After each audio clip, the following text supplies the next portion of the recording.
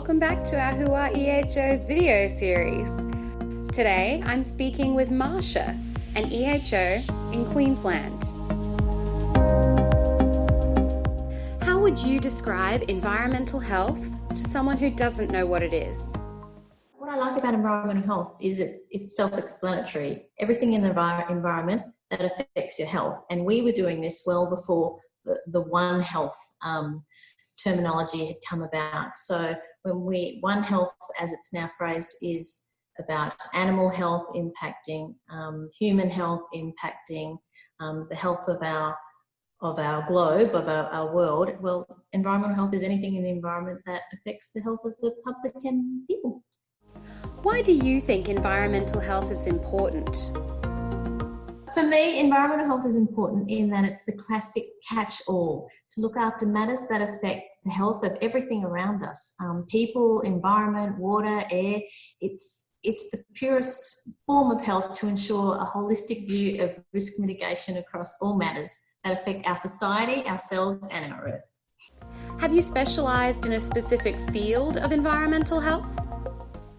Yeah, Sam, it's an interesting question too, because when I started EH, I felt not like a phony, but there's so much that you had to turn up to a petrol station and be the expert on dangerous goods and flammable and quantities and a lot of things, toxicology and planning. So I fell quickly into finding my area of specialty that I like and have passion about, and that's food.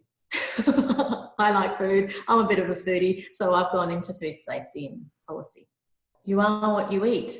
So food is a growing field, and in which the environment has an immediate effect on the outcome, as does what we consume has immediate effect on our outcomes. So the way in which our food is grown and the effects of the environment upon which our food is grown, the way in which our food travels, has direct impact onto human health. What's your experience as an environmental health officer? I've worked in state government, local government and private enterprises as I went on to get a master's in science in hazard analysis critical control point, which looks at the quality assurance programs of food processing, production and commercial sites. In my role here in Queensland, the implementation of the food reforms over the years has been an ongoing and complex project. So whether that's explaining to any party that eats, which is school tuck shop operators, hospitals, aged care, restaurant and caterers, everybody eats and everybody needs to be provided with safe food. So in developing tools and guidance and training programs to assist all of these parties accept regulated changes and implement them effectively has been kind of my life's calling, and over the years what I've been working on. What are some projects that you've been involved with? Some of the interesting projects I've been involved with whilst in the Middle East. I led a public health investigation that involved the deaths of hundreds of goats, which were the life force of the indigenous Bedouins. And it really drew on all of my interpersonal skills and cultural skills, as well as a recollection of undergraduate animal health abattoir conditions that we had studied at Curtin. I utilised investigation and inspection skills, research and analytical skills to eventually offer recommendations regarding improved practices for chemical use and waste disposal. So the goats were being fed food scraps from the local labour camps where concentrated chemicals were being used for vector control. But it's with the skills of being an EHO to consider what the risks are and how various chemicals are being diluted or not. And then, the time and temperature of the waste sitting there for that amount of time and the detrimental effect that it could have on animals. And it was a really interesting and challenging project that only because of my background as a public health and environmental health officer in Australia was I afforded that position in the Middle East. Why did you want to become an environmental health officer?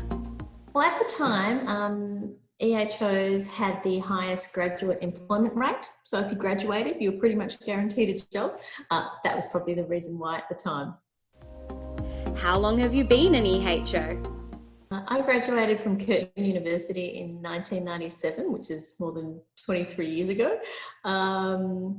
And I initially was studying pharmacy, and it was a kind lecturer who recognised my people skills, and they pointed me towards the field of environmental health. What do you love most about being an EHO? It is the variety and the people, engaging with people and trying to see things from their perspective to ensure that what they're doing is safe and suitable. And some of the projects that I've been involved with have really utilised the broad spectrum of skills that you have as an EHO, in that it's founded in solid science, yet the application of solid science can become a little softer in its focus. What's one of your proudest moments?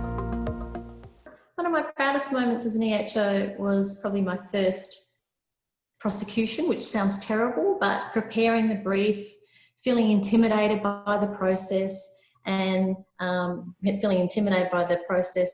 defendant, but then with justice prevailing and having a successful outcome. It's pretty terrible, isn't it? And the headline reads really well too, like cockroach found in spicy pork, and the other one is rat droppings in buns or something. What's something that you know now that you wish you had have known at the beginning of your career? I think that being a jack of all trades isn't so bad, as the skills you have to learn will set you up for your future career. As I said, One Health is now a global driver, and the interconnectedness of all of the different systems of economy and food production and public health and safety, environment safety, it's all interconnected. So where I used to feel that that was too broad, was too broad and too diverse and I can't do all this, now by having that exposure and understanding that all of the systems fit in together is a really philosophically important part of my education and the importance of EH to me. What advice would you give to someone wanting to become an environmental health officer? I think if you're not sure what you want to do right now, environmental health is an excellent starting qualification, as it is so broad. You can definitely find something that you enjoy. It also contributes to the improvement of humanity by protecting health and environment, and what can be better? Earn money while you make the world a better place. Thank you for sharing your experiences with us, Marsha. Thank you so much, Sam. To see more videos in this series, go to the EHA YouTube channel and remember to subscribe so you don't miss any of our upcoming videos.